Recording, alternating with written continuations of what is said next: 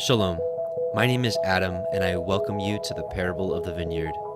Every day, Yahuah is waking up a remnant, a group of people who are coming out of deceptions, realizing our walk is to consist of faith and obedience to his righteous commands. Each week, we read through and examine a portion of the Torah, allowing the Spirit of the Most High to guide, teach, and open our eyes and ears to the wondrous matters out of his law. Join us as we seek to be refined by his word, preparing ourselves for the return of our King of Kings, being faithful and obedient, walking in his way, truth, and life.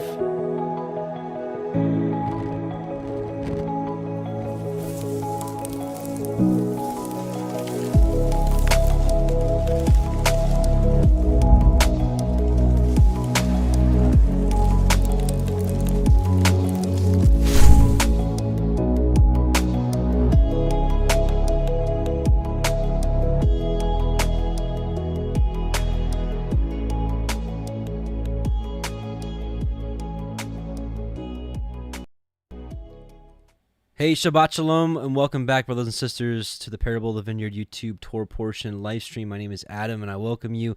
This week is Toldot, which is, it's on the screen now, actually, Genesis 25:19 through 28:9, and lots to talk about here. Mainly the main focus will be, of course, about Jacob and the birth of Jacob and Esau, and some of the things that happens throughout their life.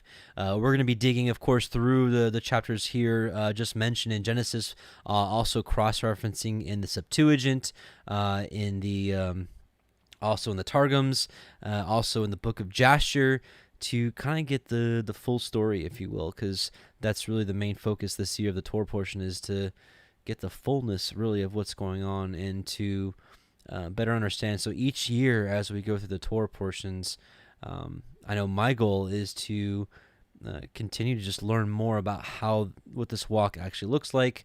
I want to know all the fine details. I don't know about you. I'm curious about everything.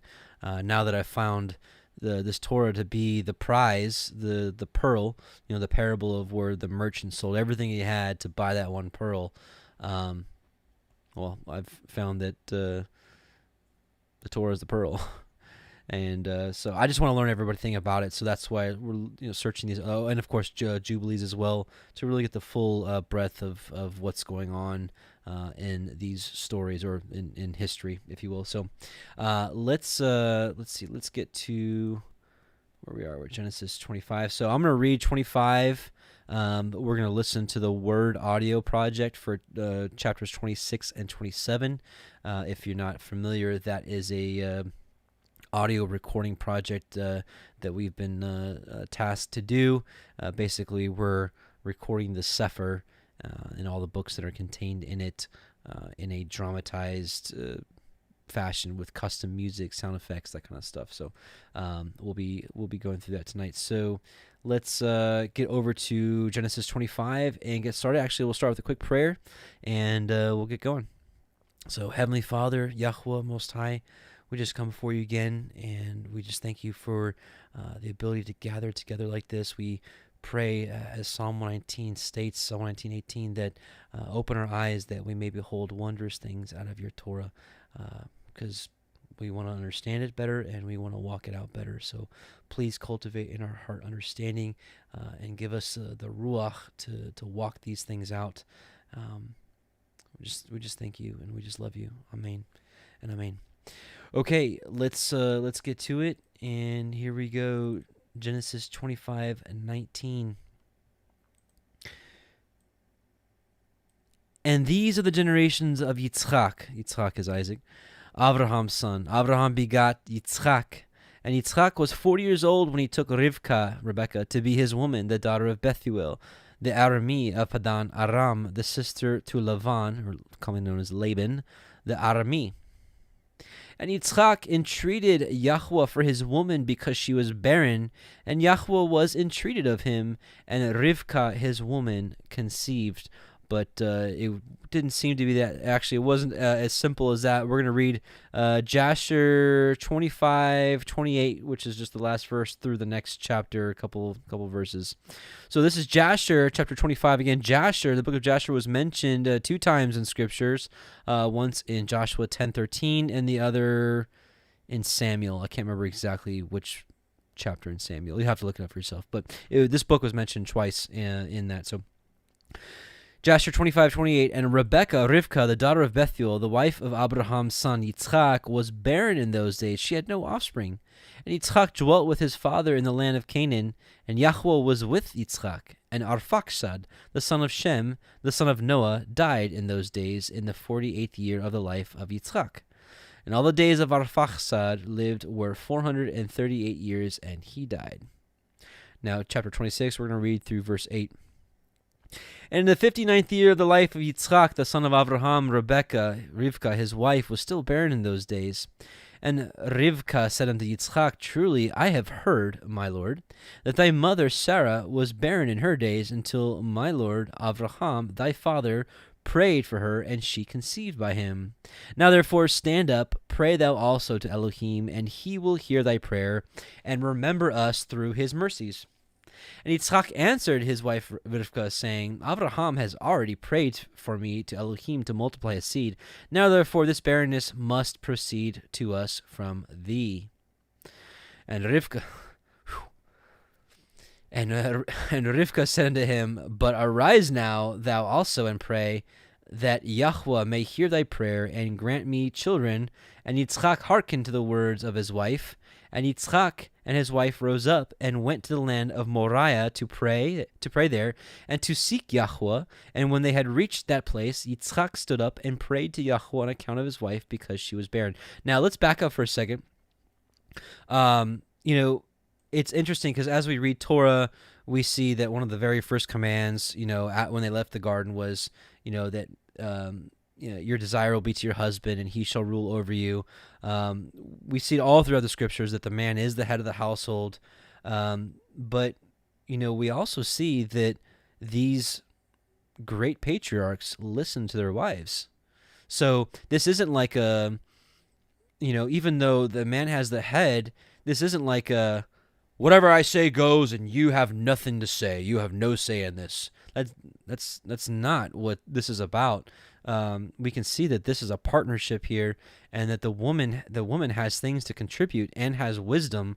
Now, if she speaks without wisdom, then of course that's a different story. But Yitzchak saw that his wife spoke with wisdom. He's like, all right, listen. And even with Abraham, when his wife Sarah was like, get this bondwoman out of here. She's not going to be. And Abraham was brokenhearted because he loved Ishmael, right? He knew that Ishmael wasn't the son of promise, but he loves his son. Like any of you that have children, I'm sure most of you don't have a 2-wife scenario like Abraham did, but nevertheless, that was his son, and he listened to his wife, right? She's like, get him out of here. He's like, okay. Now, thankfully, he had the Most High was like, listen to your wife. He's like, oh, okay, all right, I can do that. But nevertheless, he hearkened to his wife. And anyway, so point being is, it's not like the man rules over the house as a tyrant, and the woman has no say. Like that's not how it goes. The woman certainly has a lot of wisdom to bring. Well, I can't speak in every scenario, but I'm sure in most cases, the woman in your home has many great things to bring to the table. And yes, you husband can hearken to the voice of your wife. We see patriarchs much greater than you and I did. And anyways, so just an interesting point. And Yitzchak, because I've seen where people have taken this, I'm the man, I rule the house, way too far into I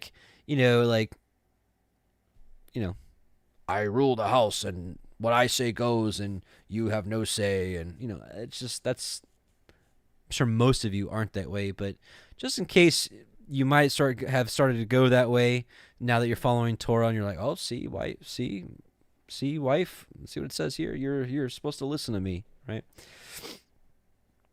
Have some wisdom.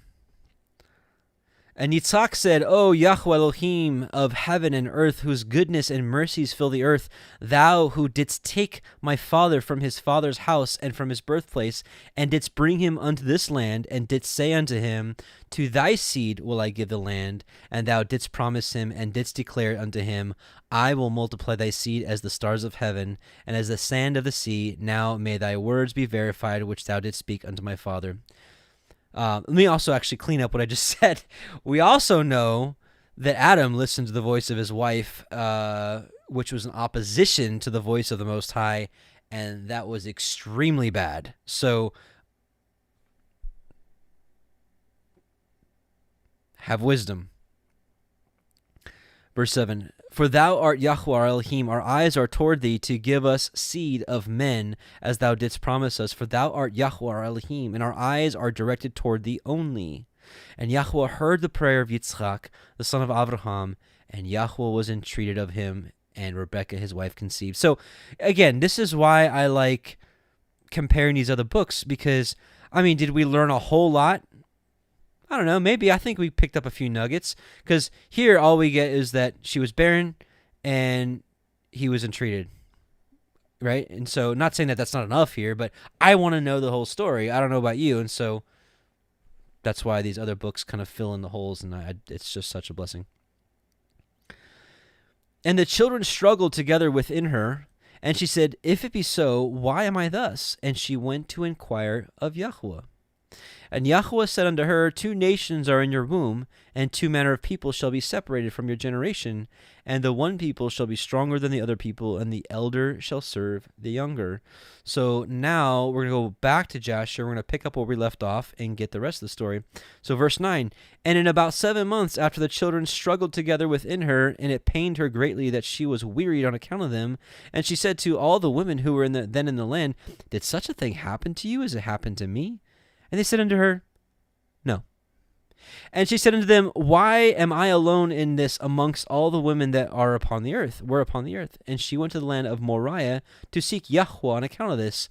And she went to Shem and Eber, his son, to make inquiries of them in this matter. And if, in case you weren't with us on the other portions, Shem, well, first it was Noah and Shem, and they basically had like the school of Yahuah. They were the teachers of Yahuah. And Noah eventually died, and Shem became the teacher of Yahuah. So she went to Shem and Eber, his son, to make inquiries of them in this matter, and that they should seek Yahuah in this thing respecting her. And she also asked Abraham to seek and inquire of Yahuah about all that had befallen her. And they all inquired of Yahuah concerning this matter, and they brought her word from Yahuah and told her, 2 children are in thy womb, and 2 nations shall rise from them, and 1 nation shall be stronger than the other, and the greater shall serve the younger. All right, so we'll go back to 25, and actually, for verse 23, I want to read a little bit of the Targums. So the Targums are the Aramaic translation, and we're going to read the first paragraph here in Toldot. Some interesting things here. These are the generations of Yitzchak bar Avraham, son of Abraham. And because the appearance of Yitzchak resembled the appearance of Abraham, the sons of men said, in truth, Abraham begot Yitzchak. So, because some of the people of the land doubted that Abraham could have a son at such an old age, him and Sarah, right? Sarah was way past childbearing days. Abraham was old as old, right? And so it said that Yitzchak looked like Avraham, and so the people were like, wow, in truth, this is Avraham's son, right? So pretty cool little nugget that we get in the Targums that we don't get anywhere else. And Yitzchak was the son of 40 years old when he took Rivkah, the daughter of Bethuel the Aramite, who was of Padan Aram, the sister of Laban the Aramite, unto him for a wife. And Yitzchak went to the mountain of worship, the place where his father had bound him, right? So the place where we talked about last week or 2 weeks ago, with the offering up of Isaac on Mount Moriah. So we went back to the same place. And Yitzchak in his prayer turned the attention of the Holy One, Blessed be he from that which he had decreed concerning him who had been childless. And he was enlarged, and Rivkah his wife was with child. And the children pressed in her womb as men doing battle. And she said, if this is the anguish of a mother, what then are children to me? And she went to the school of Shem Rabbah, so Rabbi Shem, or the teacher Shem, to supplicate mercy before Yahuah. We're going to skip this part and go down here. And Yahuah said to her, 2 peoples are in thy womb, and 2 kingdoms from thy womb shall be separated, and the one kingdom shall be stronger. Now listen to this. This is interesting. The one kingdom shall be stronger than the other, and the elder shall serve the younger, if the children of the younger will keep the commandments of the Torah. Bam. Right? Big nugget. Big nugget. Okay. Genesis 25:24. And when her days to be delivered were fulfilled, behold, there were twins in her womb. And the first came out red all over like a hairy garment, and they called his name Esau. And after that came out his brother, and his hand took hold on Esau's heel, and his name was called Yaakov, and Jacob. And Yitzchak was 80 years old when she bore them. And let's see. We'll read the Targum in a second. Now this is a little different. This is why I'm testing the Targums. This is an interesting little passage here. And the 270 days of her being with child were completed, 9 months, to bring forth, and behold, twins were in her womb, and the first came out forth wholly red as a garment of hair, and they called his name Esau, because he was born altogether complete, with the hair of the head and the beard. That's really interesting, and teeth and grinders. That would be if this is true, that'd be an interesting sight to see. And afterward came forth his brother, and his hand had hold on the heel of Esau, and they called his name Yaakov. And Yitzchak was a son of 6 years old when he begat them. All right, so let's keep going. So, I don't know. That's interesting. What if he did come out with already a beard and teeth? That'd be kind of weird.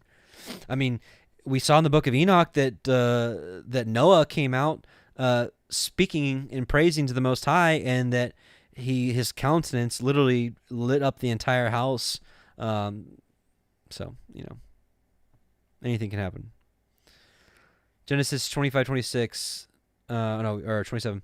And the boys grew, and Esau was a cunning hunter, a man of the field, and Yaakov was an upright man, dwelling in tents. And Yitzchak loved Esau because he did eat of his venison, but Rivkah loved Yaakov. So let's get some extra details in Jasher 26:17 through 18. And the boys grew up to their 15th year, and they came amongst the society of men. Esau was a designing and a deceitful man, and an expert hunter in the field. And Yaakov was a man perfect and wise, dwelling in tents, feeding flocks, and learning the instructions of Yahuah and the commands of his father and mother. And Yitzchak and the children of his household dwelt with his father Avraham in the land of Canaan, as Elohim had commanded them. Let's see. I think there's some more. We'll keep going. Okay. We'll keep going. All right. Genesis 25:29. And Yaakov sawed pottage, and Esau came from the field, and he was faint. And Esau said to Yaakov, feed me, I pray you, with that same red pottage, for I am faint. Therefore was his name called Edom. And Yaakov said, sell me this day your birthright. And Esau said, behold, I am at the point to die, and what profit shall this birthright do to me? And Yaakov sware to me this day. And he swore to him, and he sold his birthright unto Yaakov. Then Yaakov gave Esau bread and pottage of lentils, and he did eat and drink, and rose up, and went his way. Thus Esau despised his birthright. So let's reason with one another. I don't believe that Esau was starving to death, that he thought he was going to die, so that he needed a bowl of soup to live in exchange for his birthright. I believe that Esau thought he was really going to die, and there's something to this, and the book of Jasher tells us exactly what that is, and we're going to read that here in Jasher 27. And Esau at that time, after the death of Avraham, frequently went into the field to hunt. And Nimrod, king of Babel, the same was Amraphel, also frequently went with his mighty men to hunt in the field, and to walk about with his men in the cool of the day. And Nimrod was observing Esau all the days, for a jealousy was formed in the heart of Nimrod against Esau all the days. Right, because Nimrod was a mighty hunter, and so was Esau, so Esau must have been just maybe younger and faster and quicker than Nimrod, because Nimrod was really old in this time. He's probably, maybe 200 years old at this point. So he was jealous of Esau, right? And on a certain day, Esau went into the field to hunt, and he found Nimrod walking in the wilderness with his 2 men. And all his mighty men and his people were with him in the wilderness, but they removed at a distance from him, and they went from him in different directions to hunt. And Esau concealed himself for Nimrod, and he lurked for him in the wilderness. And Nimrod and his men that were with him did not know him. And Nimrod and his men frequently walked about in the field at the cool of the day, and to know where his men were hunting in the field. And Nimrod and 2 of his men that were with him came to the place where they were, when Esau started suddenly from his lurking place and drew his sword, and he hasted and ran to Nimrod and cut off his head. And Esau fought a desperate fight with the 2 men that were with Nimrod. And when they called out to him, Esau turned to them, and he smote them to death with a sword. And all the mighty men of Nimrod who had left him to go into the wilderness heard the cry at a distance, and they knew the voices of those 2 men, and they ran to know the cause of it. And when they found their king and the 2 men that were lying with him dead in the wilderness, and when Esau saw the mighty men of Nimrod coming at a distance, he fled and thereby escaped. And Esau took the valuable garments of Nimrod, and this is an amazing story, because this tells exactly how these garments went back into the possession of the lineage of Shem, or the lineage of lineage of Shem, Abraham, Isaac, Jacob. And Esau took the valuable garments of Nimrod, which Nimrod's father had bequeathed to Nimrod, this is the garments of Adam and Eve, the garments of Adam, and with which Nimrod prevailed over the whole land, and he ran and concealed them in his house. And Esau took those garments and ran into the city on account of Nimrod's men, and he came into his father's house wearied and exhausted from fight, and he was ready to die through grief when he approached his brother Yaakov and sat before him. He said unto his brother Yaakov, Behold, I shall die this day, and wherefore then do I want the birthright? And Yaakov acted wisely with Esau in this matter, and Esau sold his birthright to Yaakov, for it was so brought about by Yahuah. And Esau's portion in the cave of the field of Machpelah, which Abraham had bought from the children of Heth for the possession of a burial ground, Esau also sold to Yaakov, and Yaakov bought all this from his brother Esau for value given. And Yaakov wrote the whole of this in a book, and he testified the same with witnesses, and he sealed it, and the book remained in the hands of Yaakov. And when Nimrod the son of Cush died, his men lifted him up and brought him in consternation and buried him in his city. And all the days that Nimrod lived were 215 years, and he died. And the days that Nimrod reigned upon the people of the land were 185 years, and Nimrod died by the sword of Esau in shame and contempt. And the seed of Abraham caused his death, as he had seen in his dream. And at the death of Nimrod, his kingdom became divided into many divisions, and all those parts that Nimrod reigned over were restored to the respective kings of the land, who recovered them after the death of Nimrod. And all the people of the house of Nimrod were for a long time enslaved to all the other kings of the land. So, pretty interesting. I think that accurately depicts why this man, who is not, it said he was a cunning and deceitful man. It didn't say he was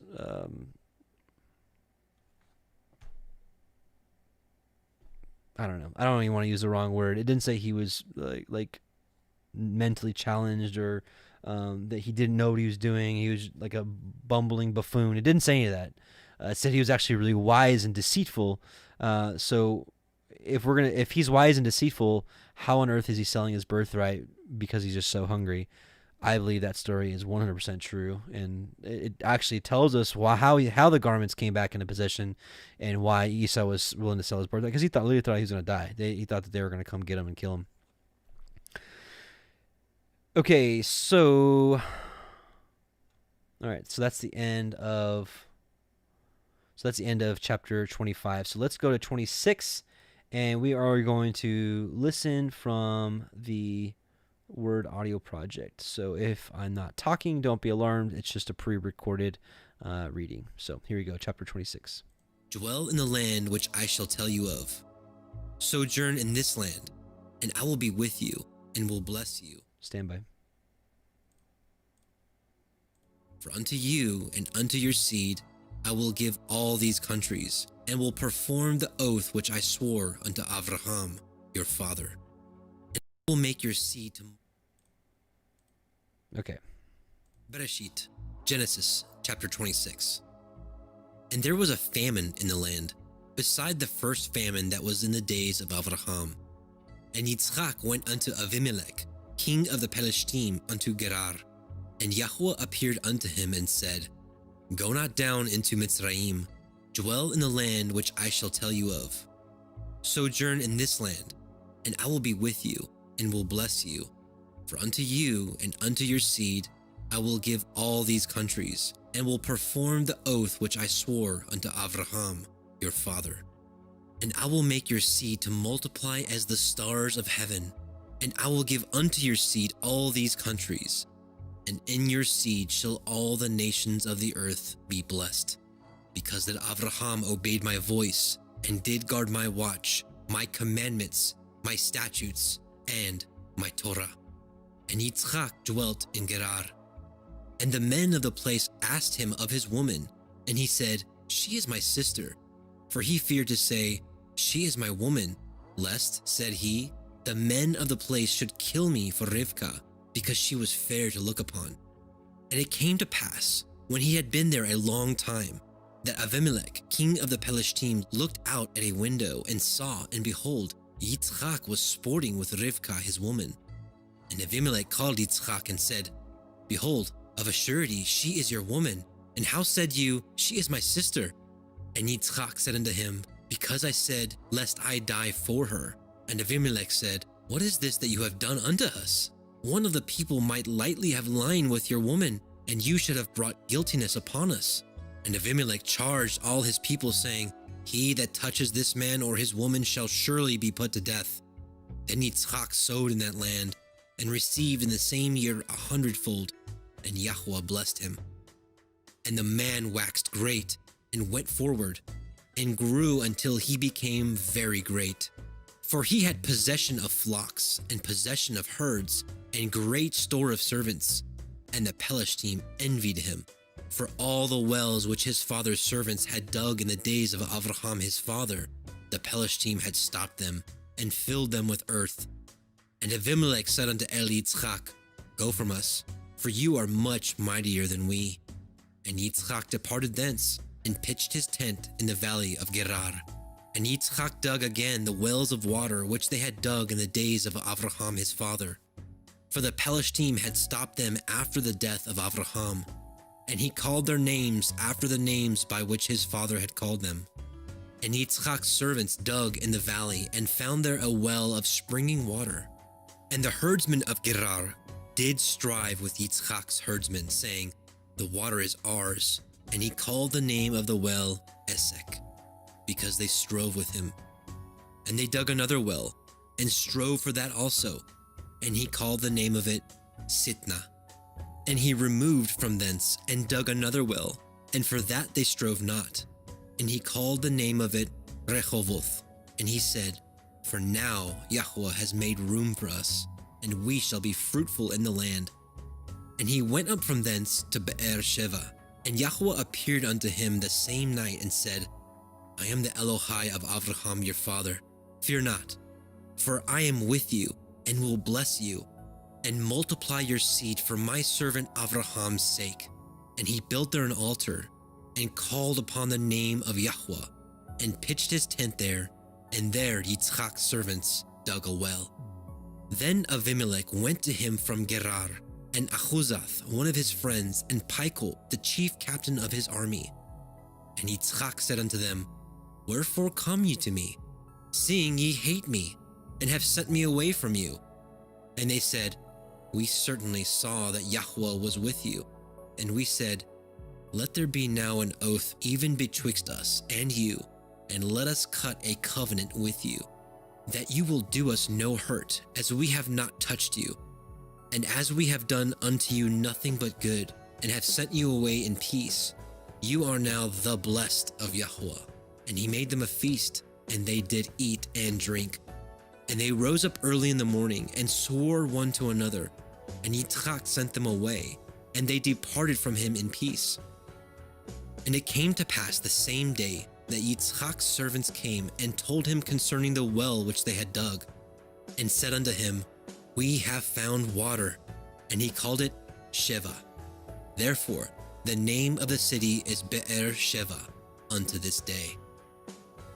And Esau was 40 years old when he took to be his woman Yehudith, the daughter of Birai, the Hittite, and Basmat, the daughter of Elon, the Hittite, which were in grief of mind unto Yitzchak and to Rivkah.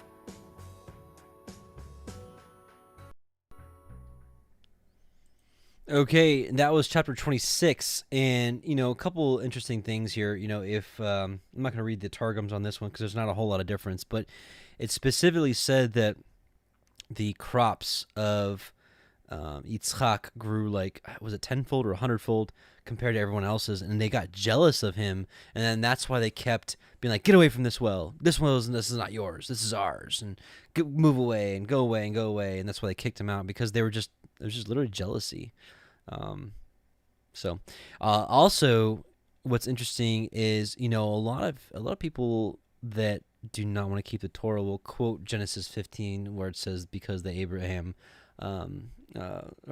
believed Elohim and it was counted unto him for righteousness. So they're like, see, all we got to do is believe and it's counted unto us for righteousness. But we also have to take into consideration Genesis 26:5. It says, because Abraham obeyed my voice and did guard my watch, my commandments, my statutes, and my Torah. So yes, the Torah existed before Mount Sinai. So when someone quotes Genesis 15, say, when we agree, faith, it's the faithfulness is the start of everything. But he also did this, and that's exactly how we're to be. We're to be faithful and obedient. So praise be to Yahuah for giving us these amazing commandments. Let's see, what do I have here? Why do I have this version, and why do I have that? All right.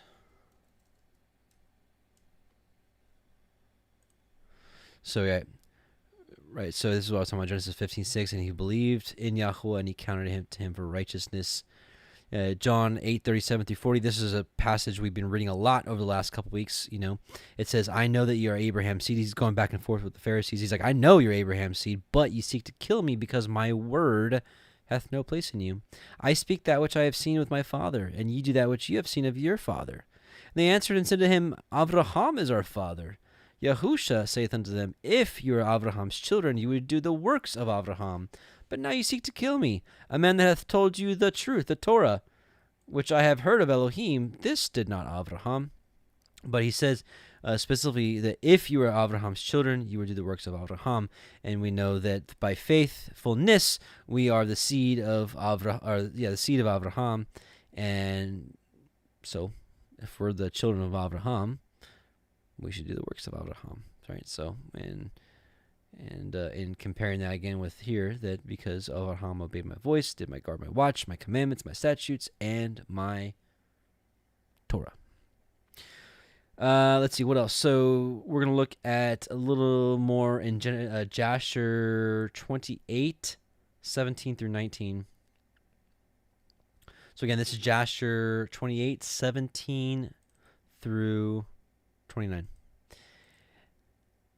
And after this, Shelach, the son of Arphaxad, died in that year, which is the 18th year of the lives of Yaakov and Esau. And all the days that Shelach lived were 433 years, and he died. At that time, Yitzchak sent his younger son Yaakov to the house of Shem and Eber, and he learned the instructions of Yahuah. And Yaakov remained in the house of Shem and Eber for 32 years. And Esau his brother did not go, for he was not willing to go, and he remained in his father's house in the land of Canaan. And Esau was continually hunting in the fields to bring home what he could get, so did Esau all the days. And Esau was a designing and deceitful man, one who hunted after the hearts of men, and inveigled inveigled them. What does that word mean? I'm sorry, I'm a simple guy. I don't know what inveigled means. To win over by coaxing, flattery, or artful talk. Okay.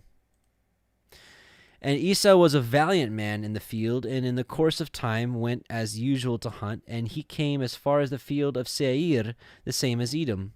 And he remained in the land of Seir, hunting in the field 1 year and 4 months. And Esau there saw in the land of Seir the daughter of a man of Canaan, and her name was Jehudith, the daughter of Beeri, the son of Epher, from the families of Heth, the son of Canaan. And Esau took her for a wife, and he came to her. 40 years old was Esau when he took her, and he brought her to Hebron, the land of his father's dwelling place, and he dwelt there. And it came to pass in those days, in the 110th year of the life of Yitzchak, that is in the 50th year of the life of Yaakov, and that year died Shem, the son of Noah. Shem was 600 years old at his death. And when Shem died, Yaakov returned to his father to Hebron, which is in the land of Canaan. And in the 56th year of the life of Yaakov, people came from Haran, and Rivka was told concerning her brother Laban, the son of Bethuel. For the life of Laban was barren in those days, and bare no children, and also all his handmaids bare none to him. And Yahuah afterward remembered Adinah, the wife of Laban, and she conceived and bare twin daughters. All right, so we find out that Leah and Rachel were twins. And Laban called the names of his daughters the name of the elder Leah and the name of the younger Rachel. And those people came and told these things to Rivka, and Rivka rejoiced greatly that Yahuah had visited her brother and that he got children. So what was supposed to happen, well, obviously everything happened the way it was, but I imagine maybe the twins were supposed to marry twins. So Esau should have probably had Leah. Yaakov was supposed to have Rachel, but Esau was wicked, and Yaakov got both of them. Okay, so let's go to 27, and yeah, we'll go to 27, and we'll do the Sefer reading again. All right, and I'll probably have to fix it again. I probably messed that one up too. Hang on. Old, and his eyes were dim, so that he could not see. He called Esau his eldest son, and said, Bereshit, Genesis, chapter 27. And it came to pass that when Yitzchak was old, and his eyes were dim, so that he could not see, he called Esau his eldest son, and said unto him, My son. And he said unto him, Behold, here am I. And he said, Behold now, I am old, I know not the day of my death. Now, therefore, take, I pray you, your weapons, your quiver and your bow, and go out to the field, and take me some venison, and make me savory meat such as I love, and bring it to me, that I may eat, that my soul may bless you before I die. And Rivka heard when Yitzchak spoke to Esau his son, and Esau went to the field to hunt for venison, and to bring it. And Rivka spoke unto Yaakov her son, saying, Behold, I heard your father speak unto Esau your brother, saying, Bring me venison, and make me savory meat, that I may eat. Now therefore, my son, obey my voice, according to that which I command you. Go now to the flock, and fetch me from thence 2 good kids of the goat, and I will make them savory meat for your father, such as he loves. And you shall bring it to your father, that he may eat, and that he may bless you before his death. And Yaakov said to Rivka his mother, Behold, Esau my brother is a hairy man, and I am a smooth man. My father perchance will feel me, and I shall seem to him as a deceiver, and I shall bring a curse upon me, and not a blessing. And his mother said unto him, Upon me be your curse, my son, only obey my voice, and go fetch me them. And he went, and fetched, and brought them to his mother, and his mother made savory meat, such as his father loved. And Rivka took goodly raiment of her eldest son Esau, which were with her in the house, and put them upon Yaakov her younger son. And she put the skins of the kids of the goats upon his hands, and upon the smooth of his neck. And she gave the savory meat and the bread which she had prepared into the hand of her son Yaakov. And he came unto his father and said, My father. And he said, Here I am. Who are you, my son? And Yaakov said unto his father, I am Esau, your firstborn. I have done according as you bade me. Arise, I pray you, sit and eat of my venison, that your soul may bless me. And Yitzchak said unto his son, How is it that you have found it so quickly, my son? And he said, Because Yahuah Elohiym brought it to me.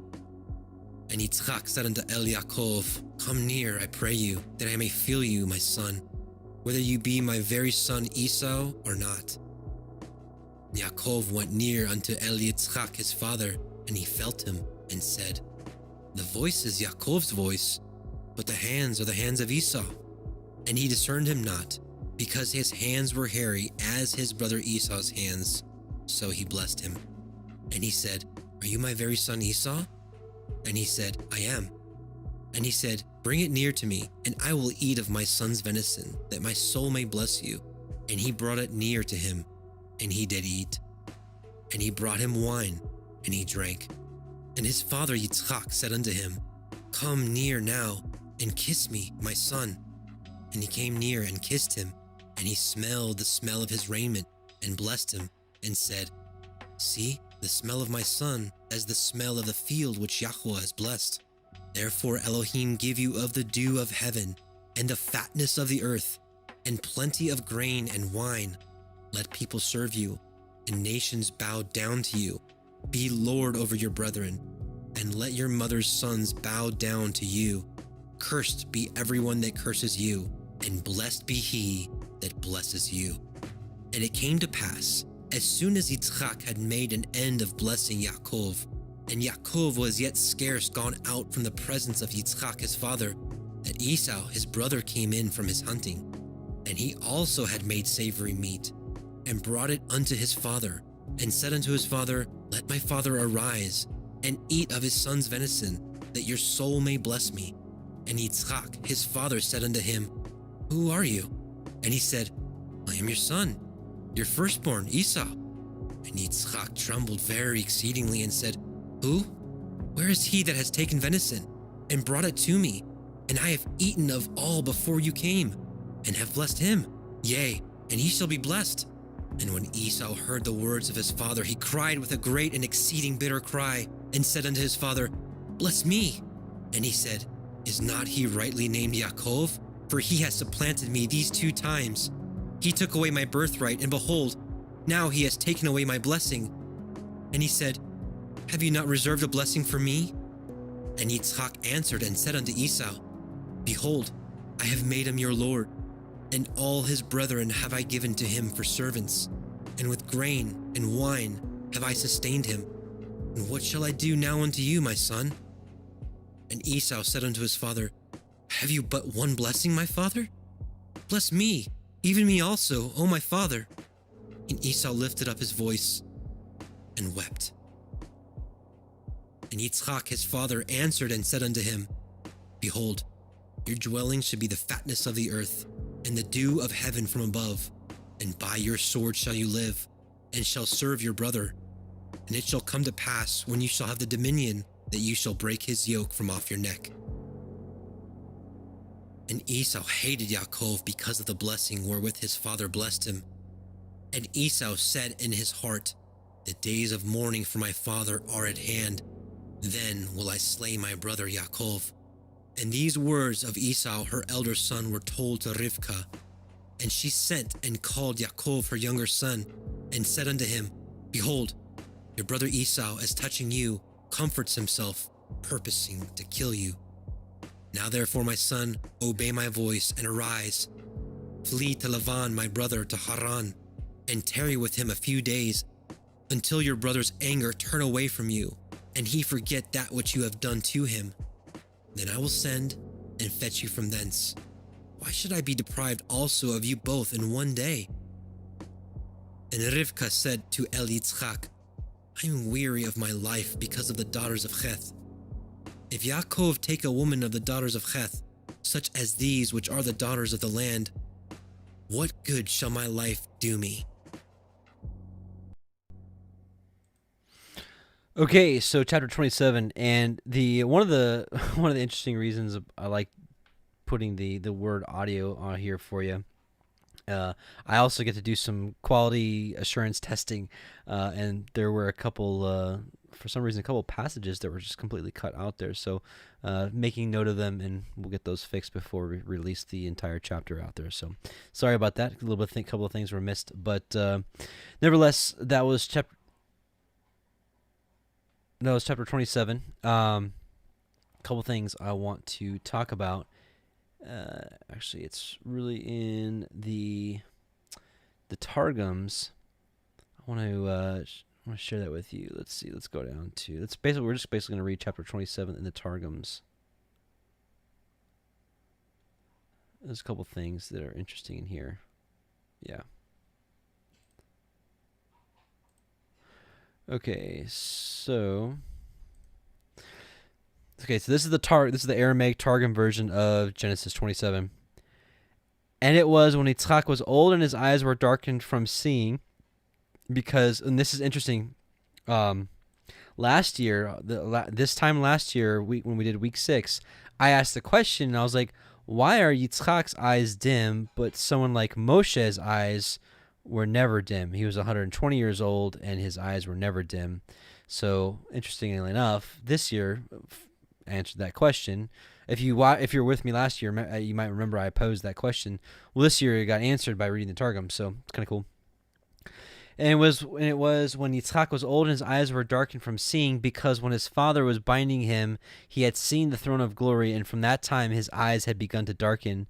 That he called Esau his elder son on the 14th of Nisan, so the 14th day of the first month, so Passover. And he said to him, "My son, behold, this night they on high praise Yahuah of the world, and the treasuries of the dew are opened on it." And he said, "Behold, I am." And he said, "Behold now, I am old. I know not the day of my death, but now take thy weapons, thy quiver, and thy bow, and go forth into the field, and take me venison, and make me food such as I love, and bring it to me, and I will eat, that my soul may bless thee before I die." And Rivka heard by the Holy Spirit as Yitzchak spake with his son, as Yitzchak spake with Esau his son, and Esau went to the field to take venison to bring it. And Rivka spake with Yaakov her son, saying, "Behold, this night those on high praise Yahuah of the world, and the treasuries of the dew are opened in it. I have heard thy father speaking with Esau thy brother, saying, Bring me venison, and make me food, and I will bless thee in the presence of Yahuah before I die. And now, my son, receive from me what I command thee. Go now to the house of the flock, and take me from thence 2 fat kids of the goats, one for the Pascha, the Passover, and one for the oblation of the feast. And I will make of them food for thy father, such as he loveth. And thou shalt carry to thy father, and he will eat, that he may bless thee before his death." And because Yaakov was afraid to sin, fearing lest his father might curse him, he said, "Behold, Esau my brother is a hairy man, and I am a smooth man. Perhaps my father will feel me, and I shall be in his eyes like one who derideth him, and bring upon me a curse and not a blessing." And she said, "If with blessings he bless thee, they shall be upon thee and upon thy sons. And if he curses, he should curse thee, they shall be upon me and upon my soul. Therefore receive from me, and go and take from me." And it's something interesting to think about how this all goes down.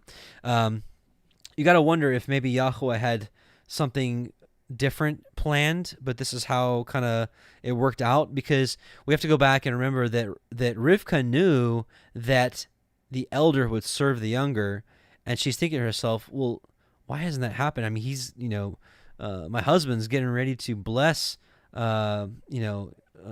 Esau, but Yahuah promised that it would be the other way. And, maybe she decided to go this route. Maybe it was this way from the beginning. I don't know.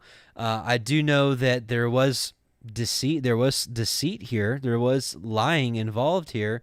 And maybe that's why, Yahuah allowed Laban to, deal deceitfully with Yaakov. Maybe it was retribution. I don't know. I'm not judging Yaakov. I'm not judging the situation at all. Just having like a discussion, like if you guys were in my living room, talking about this, because we should talk about this, because we know it's not cool to lie or to have false witness, or very false witness, those kind of things. I'm not saying here, I'm not laying sin upon Yaakov. That's not what I'm doing, but I'm hypothesizing, or just posing the question. Maybe that's why Yaakov, the name means supplanter, to supplant, like And so maybe that's why the supplanter was supplanted by Laban by a couple ways. His wages were changed 10 times by him, and he served him an agreement for Rachel, but they turned off all the lights in the house and they swapped Rachel with Leah, so that he got deceived himself. So maybe that's just why that worked out that way. I don't know. Maybe this was Yahweh's plan from the beginning, and this is just how he wanted it to work out. I don't know.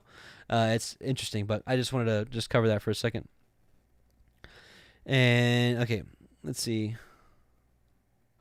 And he went and took and brought to his mother, and his mother made food such as his father loved. And Rivkah took the pleasant vestments of Esau, her elder son, which had formerly been Adam's. So here we are. We just learned earlier how Esau came into possession of the garments of Adam that Nimrod had, because he killed Nimrod. He stripped him of his garments, and he's like, these are mine now.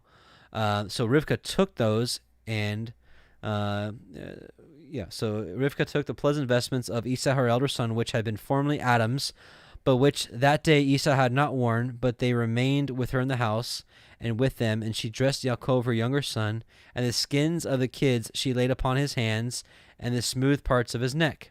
And the food and the bread she had made she set in the hands of Yaakov, her son.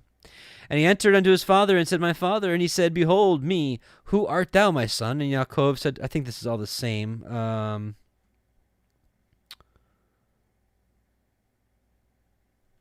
Yeah, this is all the same. Here this is different. And he said, Draw near, and I'll eat of my son's venison, that my soul may bless thee. And he approached him, and he ate, and he had no wine, but an angel prepared it for him from the wine which had been kept in its grapes from the days of the beginning of the world. We saw very similar stuff with the binding of Isaac, with the ram that had been prepared from the beginning of the world. And he gave it into Yaakov's hand, and Yaakov brought it to his father, and he drank. And Yitzchak, his father, said, Draw near now, and kiss me, my son. And Yaakov drew near and kissed him. And he smelled the smell of his vestments, because he smelled the garment of Adam, and blessed him, and said, See, the smell of my son is as the smell of the fragrant incense, which is to be offered in the mountain of the house of the sanctuary, which shall be called a field which Yahuah hath blessed, and that he hath chosen, that therein his Shekinah might dwell. Therefore the word of Yahuah give thee of the good dew. Okay, this is the same blessing. Okay, we'll keep going. And it was when Yitzchak had finished blessing Yaakov, and Yaakov had only gone out about 2 handbreadths from Yitzchak his father, that Esau his brother came in from his hunting, and the word of Yahuah had impeded him from taking clean venison, but he had found a certain dog, and killed him, and made food of him, and brought to his father, and said to his father, Arise, my father, and eat of my venison, that thy soul may bless me. And Yitzchak his father said to him, Who art thou? And he said, I am thy firstborn, Esau. Yitzchak was moved with great agitation when he heard the voice of Esau, and the smell of his food rose in his nostrils as the smell of burning Gehenna, which is burning hell. I don't know why that's... Yeah, anyways, it's just interesting. So again, and the smell of his food rose in his nostrils as the smell of burning Gehenna. And he said, Who is he that hath got venison, and come to me? And I have eaten all of which he brought me before thou camest. I have blessed him, and he shall be blessed. Okay, so this is all, I think, all the same. Here, this is interesting. And Yitzchak answered and said to Esau, Behold, among the good fruits of the earth shall be thy habitation, and with the dews of the heavens from above. And upon thy sword shalt thou depend, entering in every place. Yet thou shalt be supple and credulous, and be in subjection to thy brother. But it will be that when his sons become evil, and fall from keeping the commandments of the Torah, thou shalt break his yoke of servitude from off thy neck. Now that makes sense to me. And let's see.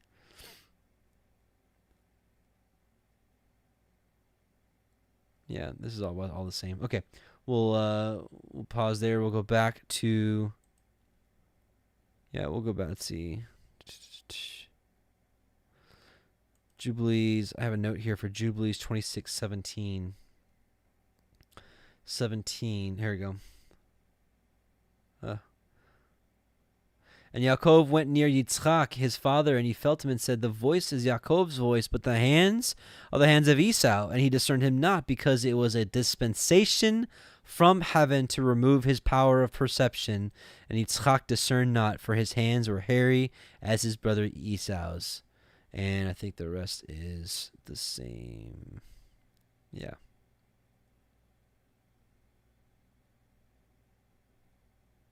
Yeah. Same. Okay, the rest was the same. I just wanted to point that out in Jubilees because I thought it was pretty interesting. And we're also going to read... Okay, so now we're going to go to Genesis 28. We're going to finish with... let's see, I think we just go to verse 9. Is it verse 9 or verse 8? Okay, Genesis 28:1. And Yitzchak called El Yaakov and blessed him and charged him and said to him, you shall not take a woman of the daughters of Canaan. Arise, go to Padan Aram, to the house of Bethuel, your mother's father, and take you a woman from thence of the daughters of Laban, your mother's brother. And El Shaddai bless you and make you fruitful and multiply you, that you may be a multitude of people, and give you a blessing of Abraham to you, and to your seed with you, that you may inherit the land wherein you are a stranger, which Elohim gave unto Abraham. And Yitzchak sent away Yaakov, and he went to Padan Aram, unto Laban, son of Bethuel, the Aramee, the brother of Rivkah, Yaakov, and Esau's mother. Okay, yeah, we're reading till verse 9. And when Esau saw that Yitzchak had blessed Yaakov and sent him away to Padan Aram to take him a woman from thence, and that as he blessed him, he gave him a charge, saying, you shall not take a woman of the daughters of Canaan. And that Yaakov obeyed his father and his mother, and was gone to Padan Aram. And Esau, seeing that the daughters of Canaan pleased not Yitzchak his father, then went Esau unto Ishmael, and took unto the women which he had Mahalath, the daughter of Ishmael, Abraham's son, sister of Nevaiot, to be his woman. And that's the end of the portion. But I want to read kind of a prep for next week, because he actually wasn't sent to, he was sent to go get a wife, right?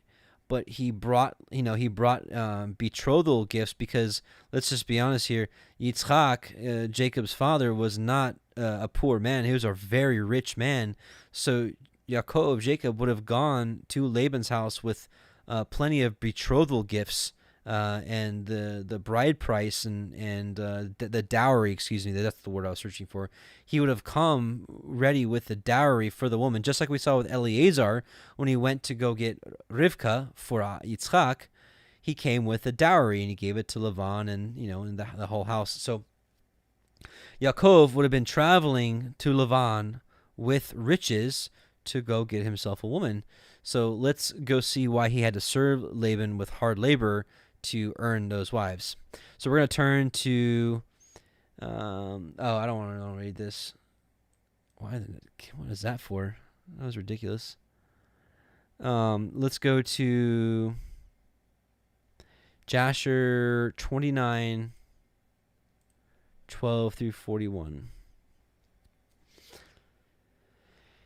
And when Esau saw that Yaakov had fled and escaped from him, that Yaakov had cunningly obtained the blessing, then Esau grieved exceedingly, and he was also vexed at his father and mother. And he rose up and took his wife, and went away from his father to the land of Seir, that he dwelt there. And Esau there saw a woman amongst the daughters of Heth, whose name was Bosmat, the daughter of Elon the Hittite. He took her for a wife in addition to his first wife, and Esau called her name Adah, saying, blessing in that time had passed from him. And Esau dwelt in the land of Seir 6 months without seeing his father and mother. And afterward Esau took his wives and rose up and returned to the land of Canaan. And Esau placed his 2 wives in his father's house in Hebron. And the wives of Esau vexed and provoked Yitzchak and Rebekah with their works, for they walked not in the ways of Yahuah, but served their fathers' gods of wood and stone, as their father had taught them, and they were more wicked than their father. And they went according to the evil desires of their hearts, and they sacrificed and burnt incense to the Baalim, and Yitzchak and Rivkah became weary of them. And Rivkah said, I am weary of my life because of the daughters of Heth. If Yaakov take a wife of the daughters of Heth, such as these which are the daughters of the land, what good then is my life unto me? And in those days Adah, the wife of Esau, conceived and bare him a son, and Esau called the name of that son that was born unto him Eliphaz. And Esau was 65 years old when she bare him. And Ishmael, the son of Abraham, died in those days, in the 64th year of the life of Yaakov. And all the days that Ishmael lived were 137 years, and he died. And when Yitzchak heard that Ishmael was dead, and he mourned for him, and Yitzchak lamented over him many days. And at the end of 14 years of Yaakov's residing in the house of Eber, Yaakov desired to see his father and mother, and Yaakov came to the house of his father and mother to Hebron. And Esau had in those days forgotten what Yaakov had done to him in having taken the blessing from him in those days. And when Esau saw Yaakov coming to his father and mother, he remembered what Yaakov had done to him, and he was greatly incensed against him, and he sought to slay him. And Yitzchak, the son of Abraham, was old and advanced in days, and Esau said, Now my father's time is drawing nigh that he must die, and when he shall die, I will slay my brother Yaakov. And this was told to Rivkah, and she hastened and sent and called for Yaakov her son. And she said unto him, Arise, go, and flee to Haran to my brother Laban, and remain there for some time until thy brother's anger be turned from thee, and then thou shalt come back. And Yitzchak called unto Yaakov and said to him, Take not a wife from the daughters of Canaan, for thus did our father Abraham command us according to the word of Yahuah, which he had commanded him, saying, Unto thy seed will I give this land, if thy children keep my covenant that I have made with thee. Then I also will perform to thy children that which I have spoken unto thee, and I will not forsake them. Now therefore, my son, hearken to my voice to all that I shall command thee, and refrain from taking a wife from amongst the daughters of Canaan. Arise, go to Haran, to the house of Bethuel, my mother's father, and take unto thee a wife from there from the daughters of Laban, thy mother's brothers. Therefore take heed lest thou should forget Yahuah thy Elohim and all his ways in the land to which thou goest, and shouldst get connected with the people of the land, and pursue vanity, and forsake Yahuah thy Elohim. But when thou comest to the land, serve there Yahuah, and do not turn to the right or to the left from the way which I commanded you, and which thou didst learn. And may the Almighty, the El Shaddai, grant thee favor in the sight of the people of the earth, and that thou mayest take there a wife according to thy choice, one who is good and upright in the ways of Yahuah. And may Elohim give unto thee and thy seed the blessing of thy father Abraham, and make thee fruitful and multiply thee, and mayest thou become a multitude of people in the land whither thou goest. And may Elohim cause thee to return to this land, the land of thy father's dwelling, with the children and with great riches, with joy and with pleasure. And Yitzchak finished commanding Yaakov and blessing him, and he gave him many gifts, right? So here we go. And he gave him many gifts, together with silver and gold, and he sent him away. And Yaakov hearkened to his father and mother. He kissed them, and arose and went to Padan Aram. And Yaakov was 77 years old when he went out from the land of Canaan, from Beersheba. So again, this is the beauty of the book of Jasher. It fills in all the holes for us of the timeline of how all this went down. And when Yaakov went away to go to Haran, Esau called unto his son Eliphaz, and secretly spoke unto him, saying, Now hasten, take thy sword in thy hand, and pursue Yaakov, and pass before him in the road, and lurk for him, and slay him with thy sword in one of the mountains, and take all belonging to him, and come back. And Eliphaz, the son of Esau, was an active man and an expert with the bow, as his father had taught him. And he was a noted hunter in the field, and a valiant man. And Eliphaz did as his father had commanded him. And Eliphaz was at that time 13 years old. And Eliphaz rose up and went and took 10 of his mother's brothers with him, and pursued Yaakov. And he closely followed Yaakov, and he lurked for him in the border of the land of Canaan, opposite to the city of Shechem. And Yaakov saw Eliphaz and his men pursuing him, and Yaakov stood still in the place in which he was going, in order to know what this was, for he did not know the thing. And Eliphaz drew his sword, and he went on advancing, and he and his men toward Yaakov. And Yaakov said unto them, What is to do with you that you have come hither? And what meaneth it that you pursue with your swords? And Eliphaz came near to Yaakov, and he answered and said to him, Thus did my father command me, and now therefore I will not deviate from the orders which my father gave me. And when Yaakov saw that Esau had spoken to Eliphaz to employ force, Yaakov then approached and supplicated Eliphaz and his men, saying to him, Behold, all that I have, and which my father and mother gave unto me, that take unto thee, and go from me, and do not slay me, and may this thing be accounted unto thee a righteousness. And Yahuah caused Yaakov to find favor in the sight of Eliphaz, the son of Esau, and his men. And they hearkened to the voice of Yaakov, and they did not put him to death. And Eliphaz and his men took all belonging to Yaakov, together with the silver and the gold that he had brought with him from Beersheba. They left him nothing. And Eliphaz and his men went away from him, and they returned to Esau, to Beersheba, and they told him all that had occurred with them to Yaakov. And they gave him all that they had taken from Yaakov. And Esau was indignant at Eliphaz his son, and at his men that were with him, because they had not put Yaakov to death. And they answered and said to Esau, because Yaakov supplicated us in this matter not to slay him, our pity was excited towards him, and we took all belonging to him and brought it unto you. And Esau took all the silver and gold which Eliphaz had taken from Yaakov, and he put them into his house. Anyways, okay.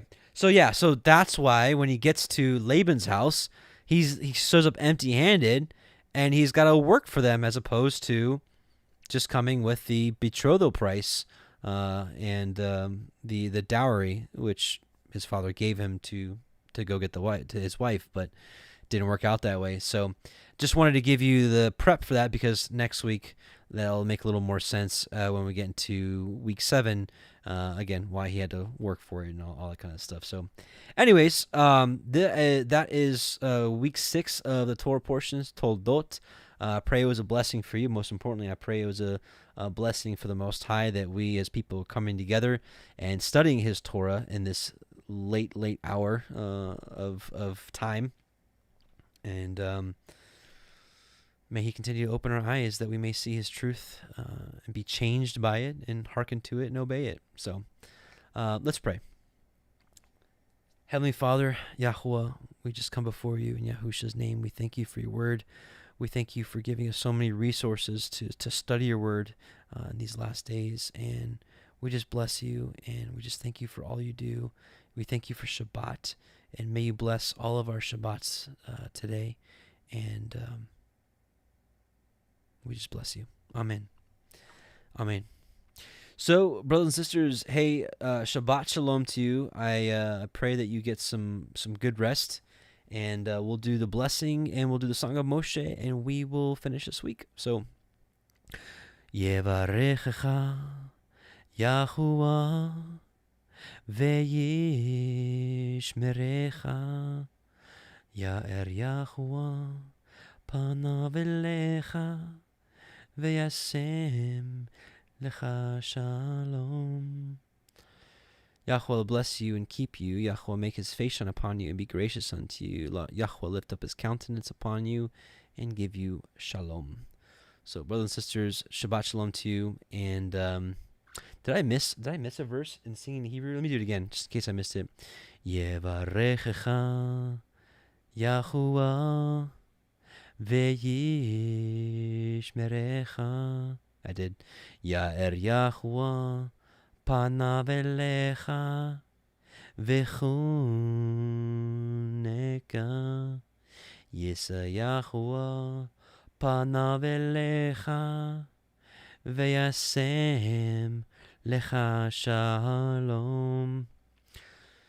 Shabbat shalom, brothers and sisters. Rest well, and we'll see you next week.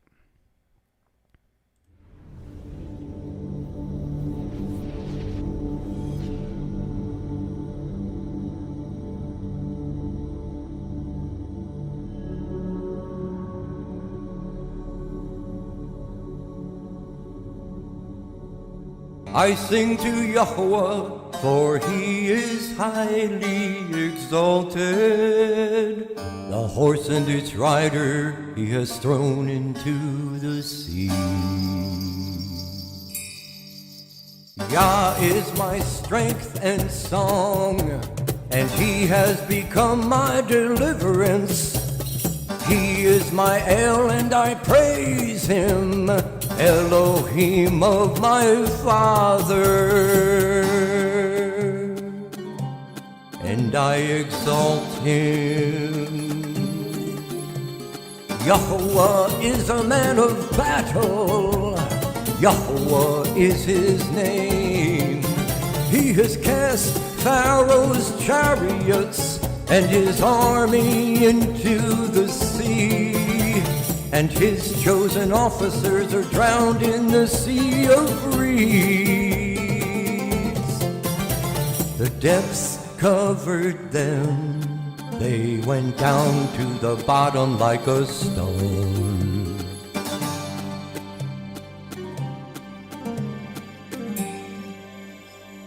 Your right hand, O Yahuah, has become great in power. Your right hand, O Yahuah, has crushed the enemy. And in the greatness of your excellence, you pulled down those who rose up against you. You sent forth your wrath. It consumed them like stubble. And with the wind of your nostrils, the waters were heaped up. The floods stood like a wall, the depths became stiff in the heart of the sea. The enemy said, I pursue, I overtake, I divide the spoil, my being is satisfied on them. I draw out my sword, my hand destroys them.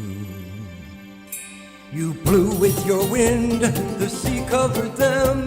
They sank like lead in the mighty waters. Who is like you, O Yahuah, among the mighty ones?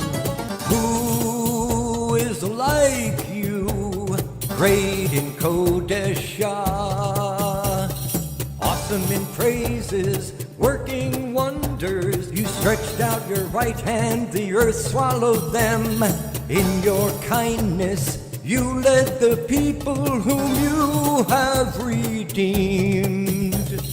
In your strength, you guided them to your Kodesh dwelling.